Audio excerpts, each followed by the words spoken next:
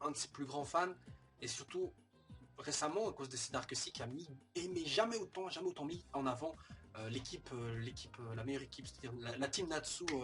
Lucie, moi je commence à avoir une légère overdose parce qu'ici c'est vraiment mis en avant beaucoup de fois avec Natsu qui a fait tellement de choses. C'est vrai, c'est le héros, mais le héros doit pas non plus tout faire. C'est pas pour rien que c'est pas pour rien qu'il y a autant de personnages dans ce manga. Il faudrait peut-être utiliser les autres. Mais bon, ça c'est encore un sujet que je ramène à chaque fois, donc je vais pas non plus tourner autour du pot encore une fois. Alors, première chose qui m'avait fait sourire en débutant le chapitre 6, c'est la page cover. La page cover avec les 5 Ekchi, les 5 chats là. Et vous avez quoi derrière? Vous avez Natsu, et qu'est-ce qui est écrit dessus? Le seigneur démon, le roi, le démon, enfin le seigneur du mal, Dragnil.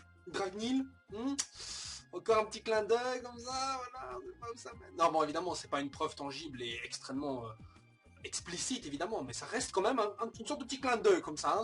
Ça revient encore une fois, hein. Donc je me demande si l'auteur a peut-être pas eu une idée comme ça. Enfin bref, c'est un peu comme l'arc Edolas avec le grand seigneur des mondes Ragni, comme il a déjà fait quoi. Et je l'avais dit, hein, je vais peut-être refaire une nouvelle vidéo plus simple, sans images malheureusement, mais qui réexplique ma théorie, parce que j'ai pas envie que quelqu'un d'autre lâche que c'est la sienne alors que c'est moi qui l'ai trouvé, c'est moi qui... Enfin, je suis peut-être pas le premier à y avoir pensé, mais je suis certainement le premier à avoir y accordé autant de travail et autant d'importance. Dans le monde. Bon. Alors, pour en revenir à ce chapitre-ci, qui s'appelait, je crois, Lucy Surfing, ou un truc comme ça, quand j'ai lu le titre du chapitre, je me suis dit directement, on va avoir du fanservice. On va avoir du fanservice, mais un truc de fou. Mais on va en avoir, mais blindé. Et le fanservice, moi, c'est pas quelque chose qui... Bon, c'est vérité, c'est un équilibre. Mais tout le temps, et surtout maintenant, à un moment où justement ça doit être un chapitre qui doit me présenter Lucille qui est dans la merde, et on sent le truc désespéré et tout. Ce qui est le cas heureusement ici. Ce qui est le cas, donc voilà, moi j'étais vraiment, je me suis dit, oh non, pas encore s'il vous plaît. Et heureusement c'est pas le cas, et Mashima a fait du bon boulot. Bon, il a fait vite fait un petit passage avec Aries, enfin pas Aries, pardon, avec Virgo en bikini, mais bon, ça c'est encore léger, c'est Virgo, on la connaît. D'ailleurs, remarquez que les traits de Virgo ici ressemblent beaucoup à ceux de Lisana et Yukino. Hein. Donc là, les persos, je crois que Mashima devrait arrêter de faire des gonzesses avec les cheveux courts, parce qu'ils commencent légèrement à tous se ressembler, alors qu'avant, on arrivait vite fait à distinguer Virgo des autres, mais là, franchement, au niveau du visage, on n'aurait aucune explication qu'on aurait dit c'est Yukino, quoi. Bref, alors il y a Lucy qui se retrouve enfermée donc, dans le Pluto Grim, hein, alors que tous les restes de la guilde s'est fait complètement capturer. D'ailleurs, Margui qui propose aux hommes de main de la guilde, les humains, comme ça, c'est parce que c'est des humains, c'est pas des démons. Hein. Le mec, il torture Kyoka parce qu'il a torturé une humaine, alors que la guilde elle-même emploie des humains. Et où est la logique là-dedans? Enfin bref, et alors qu'on pensait que tous les gars normaux, les sous-fifres de la guilde avaient été bouffés par le Pluto Grim, et ben non, il en reste. Bon, ok, d'accord. Ensuite, donc, il offre comme quoi la place de Kyukimon à n'importe quel de ses gardes qui trouvera Lucie. Mais évidemment, c'est certainement une couille. Et réalisera le souhait si c'est un Kyukimon qui capture Lucie, bah il réalisera un souhait. Donc quel genre de souhait, enfin je veux dire quel genre de souhait pour avoir un démon de Zeref, je sais pas, peut-être devenir humain aussi. Bref. Et donc la chasse commence, et Lucie qui est bien dans la merde parce qu'elle se fait attaquer de toutes parts. Bon, elle arrive à quand même se débrouiller avec son fleuve d'étoiles, vous savez, le fouet là qu'elle a récupéré à Eidos. Son fleuve d'étoiles qui a été réparé en fait à la base du Michel. Bref, son fleuve d'étoiles, donc il se démerde bien. Faut voir que Lucie, c'est vrai, beaucoup disaient, ouais, mais sans ses esprits, Lucie, il a rien. D'accord, c'est vrai qu'elle perd au moins 80%, non, 90%, enfin 90% de ses capacités, mais elle sait quand même se défendre contre des bêtes couillons, quoi. Je veux dire, c'est pas non plus un mage, c'est pas un peu un mage de vérité pour rien. Je pense que chacun d'entre eux peut se débrouiller, même s'ils sont amputés de leur magie. Bon, pas non plus totalement, mais un petit peu, quoi. Un petit peu. Bon, et heureusement, parce que sinon ça aurait été un peu relou, voilà quoi. Bon, Lucie donc qui est vraiment toute seule au monde, mais il faut se rappeler que c'est vrai qu'il y a un autre membre de Fairy Tail qui fait partie de ses clés, c'est Loki. Et Loki, on l'avait oublié. On l'avait oublié depuis longtemps. Et... comment dire... depuis un petit moment, Loki... bon, avant, il avait une place intéressante, il avait eu son combat contre Capricos sur l'île Tenro, et depuis, c'est... voilà. Mais moi, j'aurais aimé le revoir. Comme on le revoit maintenant, moi, je trouvais ça hyper intéressant, parce que c'est vrai que c'était à la base un hommage de Fairy Tail, il n'est pas non plus un faible. Parce que vous savez bien, Loki, Grey, Elfman, Kana, c'était à la base donc les membres de Fairy Tail qui devaient supposément être les principaux au début de l'histoire, puis après évidemment au fur et à mesure on en rajoutait d'autres, mais à la base ça devait être les plus puissants dans la guilde. Hein, il ne devait pas y avoir des guildards, tout ça, mais effectivement au fur et à mesure que le manga a pris du succès, bah, évidemment on fait genre leur niveau était en fait relativement plus bas pour que l'histoire garde une certaine cohérence. Et donc Loki, qui d'ailleurs qui avait changé de désign, il avait là une grosse touffe avant, puis après en fait il avait des oreilles de chat, enfin des oreilles de chat, des oreilles comme un lion si vous voulez, qui était bien plus distingué lorsque celui-ci est apparu pour sauver Yukino et Lucy avec quand il a récupéré leur clé là. Donc c'est un petit changement de design, ici c'est pareil, on garde le même truc. Là faut pas oublier que quand Loki a les cheveux courts, il utilise sa propre magie pour rester dans le monde des humains, alors que quand il a les cheveux longs, il utilise la magie de Lucy. Donc ça veut dire que ici pour l'instant Lucy elle a ouvert deux portes, ça veut dire Loki, c'est-à-dire donc Loki et Virgo, qui lui bouffent beaucoup de magie, mais bon c'est pas un exploit non plus totalement incroyable, enfin pour une constellationniste vraiment confirmée, je pense que c'est assez. Bon, Angel, qui faisait partie de Ration Size, ne pouvait pas en ouvrir deux en même temps. Mais je suis sûr qu'elle aurait pu, je suis sûr qu'elle en aurait pu être capable. D'ailleurs, je crois elle en avait ouvert deux. Oui, elle en avait ouvert deux, en fait, je raconte. Angel en avait été capable, elle avait ouvert en même temps la porte de Kaerum et la porte également de Gemini. Donc voilà, c'est quand même bien. Ou alors elle utilisait Gemini pour invoquer en fait Kaerum, je sais plus exactement. Enfin, en tout cas, elle en a invoqué donc elle en a invoqué deux en même temps. Donc voilà, je pense que ça passe, ça passe. De toute façon, en plus, Lucie, elle avait ouvert son second, enfin, elle a son second origine, donc là ça passe. Et ce chapitre aussi donc nous montre l'évolution suivante de Lucie. C'est-à-dire son évolution suivante, et ce que je m'attendais aussi, c'est l'ouverture de 3 portes en même temps. Donc ici, Lucie qui arrive à tenir tête vite fait à un autre membre de Kukimon qui avait disparu, et à la base on devait se dire qu'il devait combattre Gagil. Enfin si vous vous rappelez bien, il y avait une cover où vous avez en chibi, en version tout petit comme ça, tous les persos de l'arc, Fairy Tail, Crime Sorcière, Oration 16, le Kukimon aussi, et on voyait en fait vis-à-vis de leur position que chacun devait combattre, qui était leur adversaire. Par exemple Grey était à l'opposé de Silver, Wendy à l'opposé de Ezel, Natsu à l'opposé de Jackal, Tempesta à l'opposé de Laxus. Donc, et comme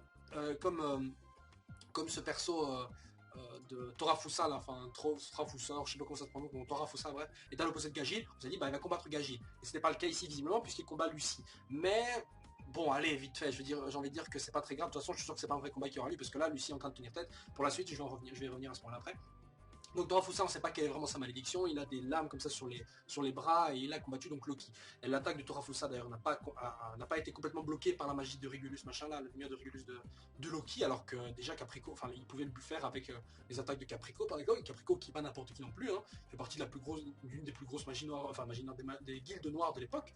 Donc quelle est la malédiction de Torafusa, je sais pas, peut-être par exemple Ezel qui avait le truc, enfin par exemple Ezel qui avait les lames qui coupaient n'importe quoi, oui Ezel qui avait les lames qui coupaient n'importe quoi, est-ce qu'il voulait, et ben peut-être que Torafusa lui c'est l'inverse, il a la protection ultime et donc il n'y a rien qui ne peut pas, non en fait non, ou alors c'est un brise-garde, un truc dans le genre. Enfin si l'un, peut-être que c'est la protection ultime, hein, j'en sais rien, genre c'est tellement résistant qu'il peut briser les trucs. Bon, je sais pas, j'essaie d'inventer aussi.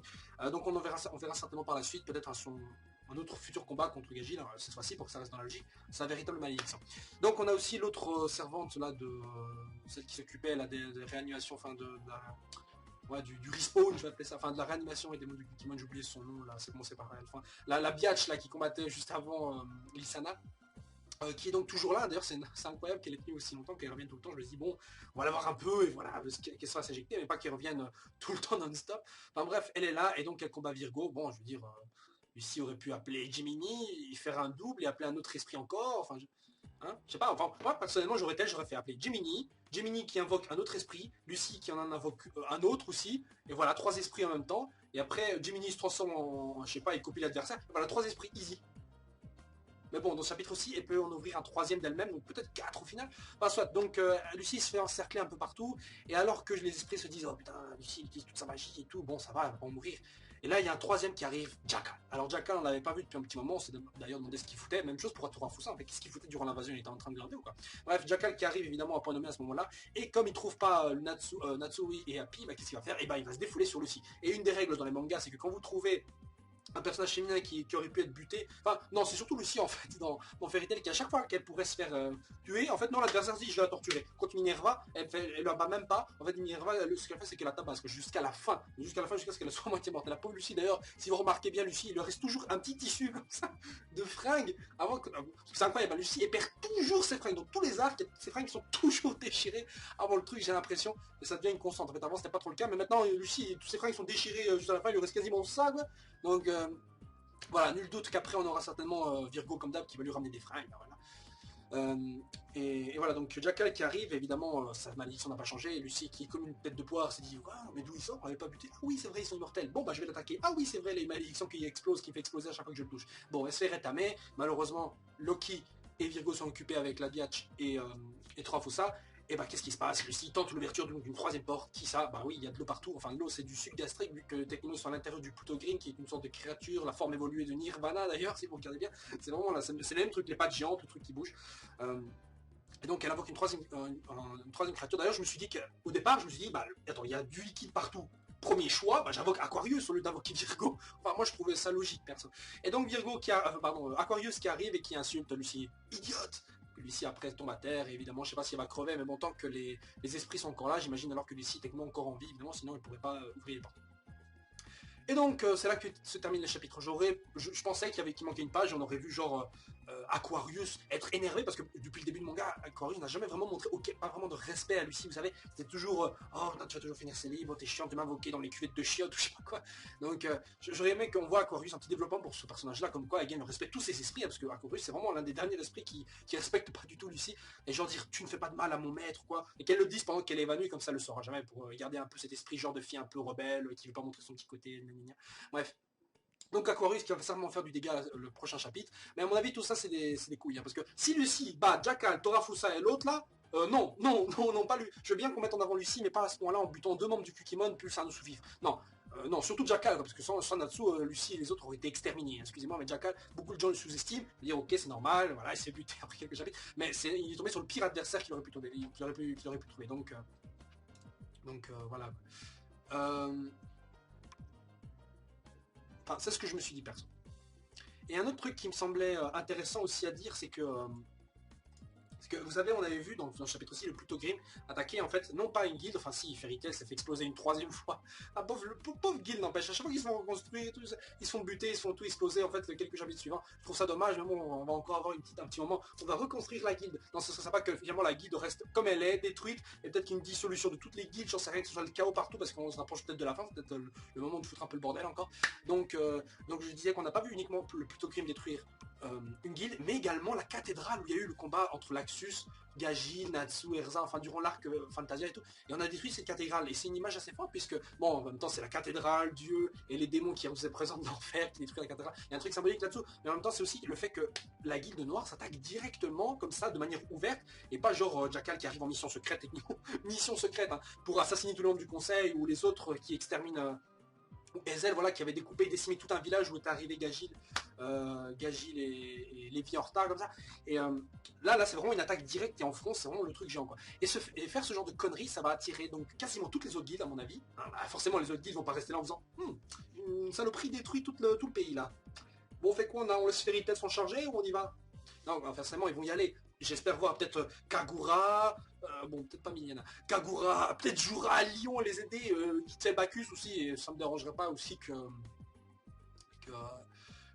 Ishiya se ramène aussi pour le petit côté humoristique du truc. Donc les big boss de chacun des guildes se ramènent pour aider un peu Fairy Tail qui bon, est très fort, d'accord, mais un peu présomptueuse en se disant qu'ils vont buter une guilde noire tout seul. Bon, ils l'ont fait avec Grimoire Earth, mais ils ont eu du bol là-dessus, ils étaient sur la bonne île au bon moment. Tout ça. Donc là ici j'aimerais vraiment voir des renforts et ce serait intéressant de voir Lucie qui résiste jusqu'au bout. Et là après on a les autres guildes qui arrivent et genre au moment où Erza va se faire exterminer par Minerva, la pauvre d'ailleurs, qui se fait changer en démon et au final son adversaire qui voulait buter, la raison pour laquelle elle s'est changée en démon, elle se fait capturer et buter. Non. Donc à mon avis, à ce moment-là, on aura genre Kagura qui sauve Erza, va savoir qui va sauver, je sais pas, Ichiya qui sauve Natsu, Jura qui sauve les corps inanimés de Laxus et qui combat Tempesta ou un truc comme ça. Vous savez, des trucs dans le genre qui seraient vraiment cool à voir. Ça, vraiment, ça pèterait la classe, un peu comme dans Naruto. Vous savez, si vous lisez Naruto, un peu comme lorsque les ninjas du village de Suna, du village du sable de Suna sont arrivés pour sauver, vous savez, Naruto et les autres quand ils combattaient Kimimaro, les 5 du son, vous savez, quand Gaara et tout ça sont arrivés et tout en renfort. Ça c'est des trucs imprévisibles qu'on aimerait bien voir ici dans Fairy Tail. Ça changerait un peu la donne et pas genre, je suis sûr que Natsu il va se réveiller, il va éveiller le pouvoir du dragon et se libérer comme une biatch. Non, pas ça. Quoi. Moi je veux vraiment un truc intéressant et un truc qui surprenne. Bref, mais bon, c'est Fairy Tail. Hein. Franchement, si Lucie one-shot ces enfoirés, prochain chapitre, bon, on va faire... Bon, bah, voilà, on s'y était préparé mentalement. Donc, préparez-y. Bon, en tout cas, soyez prêts pour le prochain chapitre qui pourrait soit vous faire hurler, soit vous faire plaisir. On verra bien, je ferai peut-être une réaction. Sur ça, les gens, ciao, et on se retrouve la semaine prochaine.